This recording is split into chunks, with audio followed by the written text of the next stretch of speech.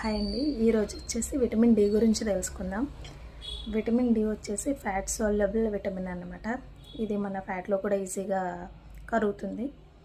ఇది మెయిన్ వచ్చేసి మనకు బోన్ స్ట్రెంత్ కోసం మనం ఎక్కువ యూజ్ చేస్తామండి.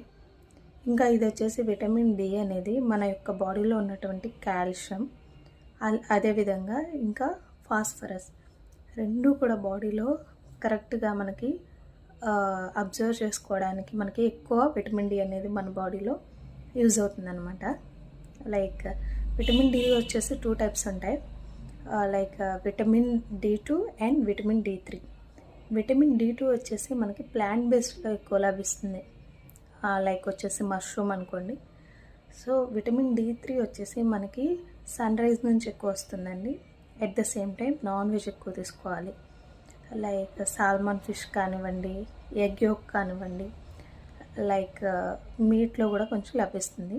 ఈ విధంగా మనకి డి2 డి3లో వస్తుంది.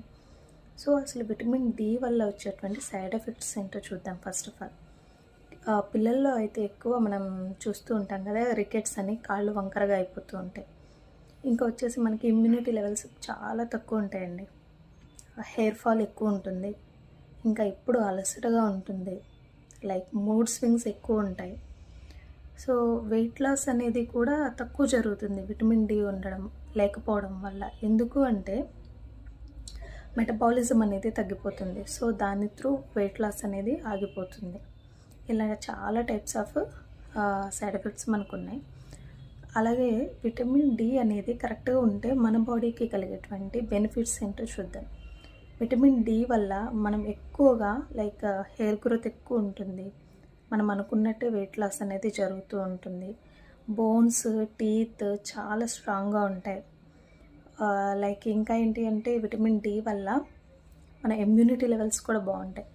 మైండ్ సెట్ కూడా ఎప్పుడు స్టేబుల్గా ఉంటుంది ఎక్కువ. సో ఇలా ఉంటాయి. మనకి విటమిన్ డి తక్కువ వల్ల ఎక్కువ జాయింట్ పెయిన్స్, బోన్ పెయిన్స్ బాగా ఎక్కువ అనిపిస్తూ ఉంటుంది. సో అందుకనే మనం టెస్ట్ చేయించుకున్నప్పుడు మన లెవెల్స్ ఎలా ఉన్నాయో చెక్ చేసుకొని దాని విధంగా ఒక 8 వీక్స్ వరకు మనకు విటమిన్ డి అనేది సప్లిమెంట్ రూపంలో తీసుకుంటే కనుక ఖచ్చితంగా దాన్ని తగ్గించవచ్చు. సో ఈ విటమిన్ డి అనేది కంప్లీట్గా సన్ రైజ్ నుంచి వస్తుందంటే అది అపోహ మాత్రమే. అది కొంతవరకే మన బాడీలో కరెక్ట్గా న్యూట్రిషన్ ఉంటే కనుక ఆ మాత్రం మనం సన్ రైజ్ నుంచి మనం అబ్జర్వ్ చేసుకోవచ్చు అనమాట. సో 3 లేయర్స్ దాటి మన బాడీలోకి వెళ్ళాలంటే మన బాడీ కూడా మార్నింగ్ 10 నుంచి లైక్ ఈవినింగ్ 3-4 వరకు కూడా మన బాడీ ఎక్కువ యూవీ రేస్కి మనం ఎక్కువసేపు కూడా ఉండలేమండి. దానివల్ల